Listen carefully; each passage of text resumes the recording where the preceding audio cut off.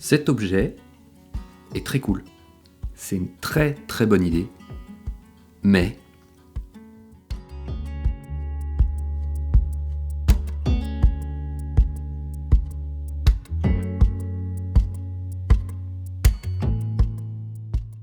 salut à tous, j'espère que vous allez bien, ravi de vous retrouver pour une nouvelle vidéo. Cette fois-ci je vais parler un petit peu matos, que je fais très rarement sur cette chaîne, vous le savez, mais j'avais envie de vous parler un petit peu de ce convertisseur adapté sur mon Ricoh GR3.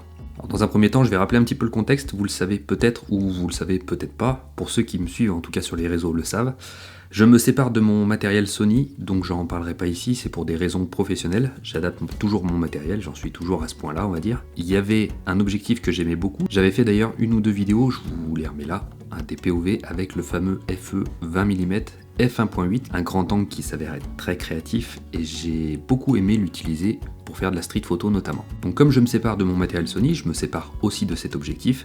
Je me suis dit, maintenant qu'est-ce qui me reste en grand angle? Eh ben ma foi, pas grand chose. Le plus grand angle que j'ai, c'est sur le Ricoh GR3 et c'est un 28 mm, autant dire qu'on n'est pas tout à fait dans le grand angle. Donc j'ai eu l'idée d'acheter ce convertisseur adaptable sur le Ricoh GR3. Le nom de ce petit objet, c'est le convertisseur GW4 et ça permet de passer d'un 28 mm, équivalent plein format, à un 21 mm. Donc là on se rapproche un petit peu des 20 mm qui vont tant me manquer chez Sony. A savoir que sur ce GW4, qui est la partie supérieure, donc c'est la lentille, il faut mettre un adaptateur, le GA1, qui est le petit tube qui est à la base du GW4. Et ça aussi ça va avoir son importance et je vais vous dire pourquoi. Donc pour mettre en place ce GW4, il suffit déjà d'enlever la bague présente sur le GR3. Et là on voit qu'on a un petit filetage autour de l'objectif. On visse.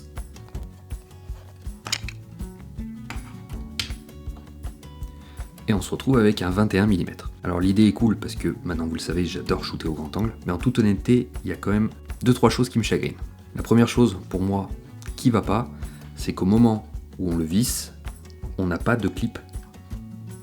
Donc on ne sait pas si on est embuté, et tout le long de son utilisation, je tenais bien fermement l'objectif parce que j'avais peur de le faire tomber. Et je trouve d'ailleurs que c'est assez facile à enlever. Autre chose qui me chagrine, c'est son poids. Donc il faut savoir que le Ricoh GR3, à lui tout seul, pèse environ 260 grammes. Donc très très léger, et c'est ce qui fait en fait la force de ces petits boîtiers compacts, la compacité et le poids. Et maintenant, le GW4 plus l'adaptateur GA1 qu'il y a dessus, on dépasse les 400 grammes. Donc on n'est pas loin du double du poids du Ricoh GR3. Donc on va pas se mentir, ça crée quand même un sacré déséquilibre. Donc en même temps que je vous explique tout ça, je vous fais passer quelques photos que j'ai prises donc avec le Ricoh GR3 et ce convertisseur grand angle, à savoir qu'il existe également un convertisseur, mais cette fois téléobjectif, sur le Ricoh GR3X. Donc c'est un boîtier que je n'ai pas testé ce téléobjectif, mais je sais que ça fait passer de 40 mm à un équivalent 75 mm, donc ça peut être éventuellement intéressant pour ceux qui font du portrait de rue, mais est-ce qu'il y a les mêmes problématiques dessus? À mon avis, oui.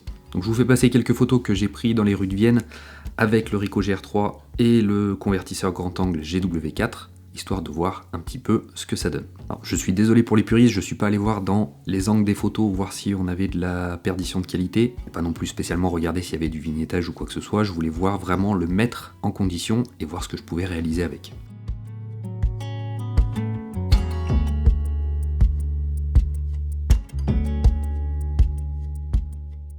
Alors pour ma part, je trouve que le rendu est plutôt plaisant. On n'est pas encore au niveau qualitatif du Sony 20 mm f1.8 que j'avais. Néanmoins, pour faire des clichés un petit peu créatifs, j'ai trouvé ça adéquat. Bien que tout le long, comme je vous disais, je le tenais parce que j'avais quand même peur que ça se dévisse du fait que ça soit pas cliquable. Et ça, je vous avoue que ça m'a un petit peu chiffonné. Et une dernière chose qui m'a chiffonné aussi un petit peu, et là je pense que c'est le lot de chacun quand on cherche du matériel, c'est le prix de cet ensemble. Donc le prix neuf de ce GW4 est de 239 €, auquel il faut ajouter l'adaptateur GA1 qui lui est à 39. Donc on se retrouve avec un kit qui est aux alentours de 300 €. Pour moi, c'est un peu cher. Alors vous savez, je vous parle souvent de matériel et j'aime beaucoup le matériel que j'utilise parce que je trouve toujours l'aspect positif de ce que j'utilise, notamment pour mes besoins et ma pratique. Là du coup, on se retrouve quand même avec quelque chose d'assez lourd, ce qui n'est pas le but du Ricoh GR3, quelque chose d'encombrant également, ce qui n'est aussi pas le but du Ricoh GR3, plus le prix, plus la sécurité de l'objectif que je trouve un petit peu moyenne. Bref, vous l'aurez compris, et je pense que c'est l'une des premières fois sur cette chaîne où je vous dis, c'est peut-être pas un bon investissement. Et là, vous allez certainement me poser la question, Valou, est-ce que tu vas le garder Je pense que je vais le garder encore un petit peu parce que j'aime bien donner une autre chance, voire plusieurs chances au matériel que j'utilise. Donc je vais le garder un peu, je vais m'amuser avec, je partagerai aussi un petit peu sur les réseaux les résultats de ce GW4 sur le Ricoh GR3 et on verra dans le temps ce que j'en fais. Mais finalement c'est un petit peu ce que je disais au départ, je pense que c'est une bonne idée en fait d'avoir mis ça sur Ricoh GR3, ça permet d'avoir un grand angle. Idem pour le GR3X, de mettre un téléconvertisseur, je trouve que c'est une bonne idée également. Mais là c'est vrai qu'on se retrouve avec des lentilles en métal, des adaptateurs en métal, c'est lourd, et puis entre nous, le prix, c'est pas donné. Donc personnellement, investir là-dedans, je suis pas sûr. Mais comme toujours, si vous avez l'occasion d'essayer, si vous avez l'occasion de le brancher sur votre Ricoh GR3, essayez par vous-même, essayez de faire un tour avec, et voir si ça peut vous convenir ou pas. Encore une fois, c'est pas parce que moi ou quelqu'un d'autre vous déconseille d'acheter ce genre de produit que c'est la vérité vraie. C'est vrai que j'ai posté sur les réseaux le fait que je venais d'acquérir cette lentille, j'ai eu beaucoup de questions à savoir si c'était bien ou non, donc le résultat est bon, mais niveau praticité, c'est pas ouf. Donc je voulais vous faire part de ça en toute honnêteté sur ma chaîne.